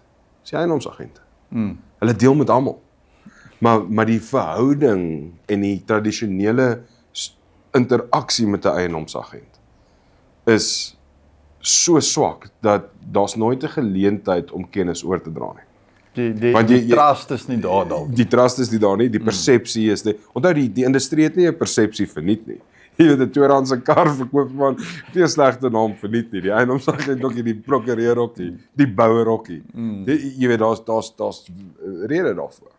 Maar jy vat jou tipiese interaksie met 'n eiendomskonsultant. Dit is 'n oproep of 'n e-pos. Dis 5 minute se deur die eiendom stap.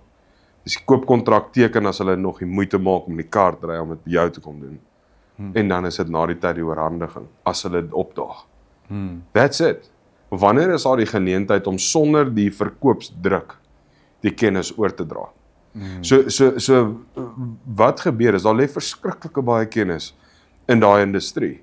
Maar die kennis kan nooit oorgedra word nie, want dit is altyd op die agtervoet van 'n sales pitch.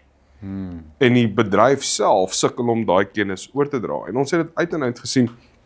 Ek het jou gesê gisterand, ons het op 'n stadium met ek 250 artikels uitgesit 'n jaar. Jy weet, en dit was opgevreet deur die mediahuise.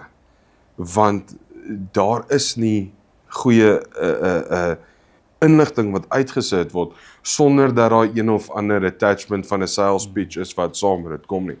So kom koop in wherever, want ek gaan die beste kry as jy daar koop. En daar's altyd so 'n bietjie van 'n angle op hierdie goed. So as jy onvoorwaardelik bereid is om te educate, dan kan jy jy weet mense empower. Maar daar's min sulke avenues waar mense eintlik goeie inligting kan kry wat uitvoerbaar is. Daar's 100 mense aanlyn wat kursusse aanbied wat 'n regurgitation is van een of ander kursus. Maar om kwaliteit inligting te kry wat uitvoerbaar is plaaslik is moeilik. So ek verstaan dit. Yes. Jy weet nie iemand wat 'n boek gelees het en dan 'n kursus maak en net sê wat in die boek is nie. Maar iemand wat self dit gedoen het, geïmplementeer het en net praat uit experience. Mentors is verskriklik belangrik. En jy weet, iemand wat jou kan leer uit ervaring uit. Ja, mentors iets vir my ook 'n baie groot rol in my lewe gespeel. Baie keer sonder dat hulle dit weet. Jy weet, jou mentor hoef nie altyd net die persoon te wees wie oorkant jy sit en jy die gesprek mee en jy's hierdie goed gegee vir 'n rede. Ja. Jy weet, jy kan steel met jou oë en jou ore en goed en sleg. Jy weet, so vir my, ek was baie bevoorreg. Ek het vroeër genoem, ek het baie vroeg in my loopbaan, ek dink ek was 23, 24, toe ek die topagent in ons land. Jy weet, en vir 'n lang periode. So ek was blootgestel aan baie goeie mentors. Of hulle die mentor wou wees of nie, was nie die saak nie. Hulle was my mentor, want ek het na hulle gekyk. Maar ek het gesien wat hulle reg gedoen het en wat hulle verkeerd gedoen het. So jy het die geleentheid om te kan leer by mense. Van hulle het nader gekom aan my en jy weet, hulle was bewus, hulle was die mentor. Van hulle was 'n mentor deur hulle optrede wat jy wou vermy. Die besluite wat hulle maak wat jy wil vermy. En die lekker ding van 'n mentor is hy het nie 'n hidden agenda nie. Jy leer by hom wat jy moet leer en hy gaan nie na die tyd iets aan jou verkoop of wat ook al nie. En dit is hoekom jy sy advies kan vertrou. Want soos jy sê, in die eiendomsagent wêreld is daar altyd die geneigtheid dat hulle gee vir jou advies, maar hulle hoop dalk jy koop een van die eiendomme. En hier doen ek ook. Verstaan jy? Ek hoop ook dat deur mense te educate, jy weet, maak dit hulle wakker en ek kan hulle eiendom aan hulle verkoop, maar ek weet dit is 'n goeie besluit vir hulle. Ja. Ek weet dit is die regte ding vir hulle om te doen en ek kan dit fasiliteer. So hoekom? Ek gaan mos nou ek is naïef as ek dink dat dit nie 'n geleentheid is nie. Dit is 'n geleentheid, maar dit is nie 'n geleentheid ten koste van iemand anders nie. Dis 'n geleentheid wat ons saam kan aanpak. En dit is waar jou beste verhoudinge lê. Of dit is met 'n agent, of dit is met jou kontrakteur wat jou eiendom bestuur, of dit is met die geleenthede wat jy raak sien, as jy mutually beneficial relationships kan bou. Dit is waar die krag lê, want almal is gemotiveerd. Almal is gemotiveerd, almal is bereid om ekstra en meer in te sit as wat van hulle verwag word. Dit is hoe die spanne, jy weet, dit is hoe powerful spanne bymekaar gesit word. Dis nie individue nie. Want as die ding werk, dan wen almal. Korrek. En ek dink dit kom terug tot by ons conversation wat ons net nog gehad het oor purpose. As jy vir die tannie die advies gee en sy kom 5 jaar terug en dit het vir haar gewerk, dan wen nie net sy nie, jy wen ook. Korrek. Want jy het 'n deel gehad in haar storie. En ek het al heel waarskynlik empower om dit weer te doen. yes. En dit weer te doen. Jy Maar weet dit is nie 'n verloor vir jou nie. Dit Nee. is 'n wen vir jou as sy ook wen. En Correct. ek dink dit is 'n ding wat jou kan joy en kan happiness gee in die lewe as jy mense kan help om te wen, want jy wen ook. Ja. As jy gee, is jou hand oop om te ontvang. As jy terughou, is jou hand toe. So die ou wat kan gee en wat kan empower is ultimately die ou wat ook gaan wen. Want jy kry net soveel terug soos wat jy gee op die einde van die dag. Ja. En ek dink die rol wat jy speel op sosiale media as 'n mentor vir baie mense wat jy dalk nie eens ken nie, in eiendom is 'n awesome rol wat jy speel, want jy gee en daar is nie 'n hidden agenda om terug te verwag nie. As dit sou gebeur dat hulle deur jou besigheid doen, is dit empowerment wat jy kan bied. Maar daai rol wat jy speel om net te gee en te sê hierso is die inligting, hierso is die knowledge. Dit kan baie mense help om met 'n skerper byl te begin kap. En ek love om die suksesstories te sien. Ek het nou in die laaste maand het ons nou 40 mense hier op Eiendom Akademie gesit en hulle begin al klaar stories deurstel van hey, ek het net hierdie ding en hierdie ding verander. Nou kon ek nog 'n property koop, waar voorheen het ek nie die affordability gehad nie. O, ek het net hierdie en hierdie ding in plek gesit. Nou kon ek hierdie property 'n beter return on investment op kry. En daai tipe goed is nie vir my 'n verloor as hulle daai sukses kry. Dis vir my ook 'n wen. Ja. Want hulle wen as gevolg van ietsie wat ek kon bydra om hulle byl skerp te maak. En nou kan hulle operate en hulle kan groter sukses kry.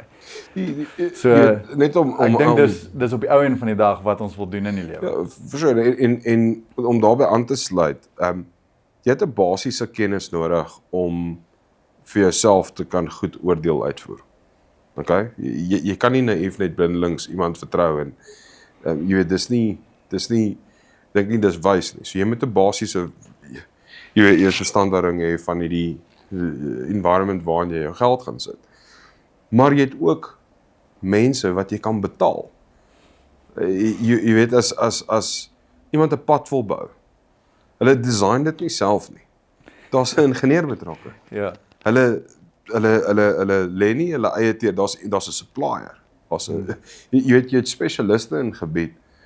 En dis ook 'n balans om te verstaan is dat meeste mense doen hierdie eiendomskoop en verkoop of belegging 1, 2, 3, 4 keer in hulle lewe. Jy weet om te verwag dat hulle spesialiste moet wees op 'n gebied en al daai tyd en energie moet gaan bestee vir iets wat hulle dalk 4 keer in hulle lewe gaan doen. It's not worth it. Hulle kan daai tyd en energie investeer in hulle primêre besigheid of in hulle familie of hulle dit of daai. So terwyl ek ook mense aanraai om hulle self te educate, is ek ook een om te sê caution. Jy hoef nie alles self te verstaan. Dit is so, ek vind die mentor. Vind die persoon wat vir jou kan raad en advies gee. Want jou tyd is ook iets werd. Dis 'n groot ding wat ek sien mense, ons het gisteraan oor gepraat, wat ek sien eiendomsbeleggers verkeerd kry, is hulle ag nie die eie waarde van hulle eie tyd nie. Jy weet, en dit is ook 'n groot rolspeler. Maar ja, ons is daar. Hy wil ons ook daar die mense expert te help. word. Ja, jy hoef Terwyl daar reeds, hoeveel eiendomme het jy al deur jou hande gehad? Dis oor 3.500. Ek wou sê jy het genoem iets soos 3.500. Nou kan ek net imagine. Uit 3.500 properties wat oor jou tafel gegaan het, wat jy gefacilitate het, en dis nie net die verkoop daarvan nie, maar dis die development daarvan. Dit maak jou, dit maak jou 'n expert in daai industrie. Vir iemand anders om 3.500 properties te doen, net sodat hulle property deal beter kan doen, maak nie sin nie. Ja. Dit maak meer sin om te sê, kom ek leverage jou 3.500 se experience. En dit help my om bietjie my byl skerper te maak en beter te kap. Want ek bring 'n boetie met 'n groot Bybel. En hy gaan help kapies. Ja. Rowan, dit was so lekker om met jou te gesels. Dankie dat jy al die pad van die Kaap af opgekom het om hier saam met my te gesels op die Eiendom Akademie Potgooi. Ek dink ons het 'n lekker tyd gehad. Het jy dit geniet? Ja, baie dankie. Dis lekker. Ek dink ons audience kan baie van hierdie afvat. Daar's goeie tips en tools wat hier geshare is. En ek dink die grootste ding wat vir my uitgestaan het uit al ons conversation uit vandag is dat daar's nie 'n one size fits all nie.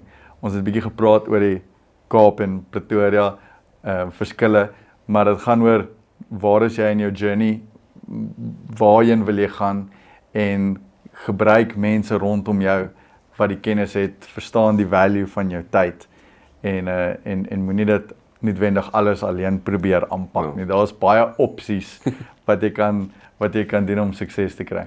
Ja. So nee, was vir my 'n lekker chat geweest. Ja, dankie. Ek het ook geniet. Dis dit. Ja, cool. Dis al.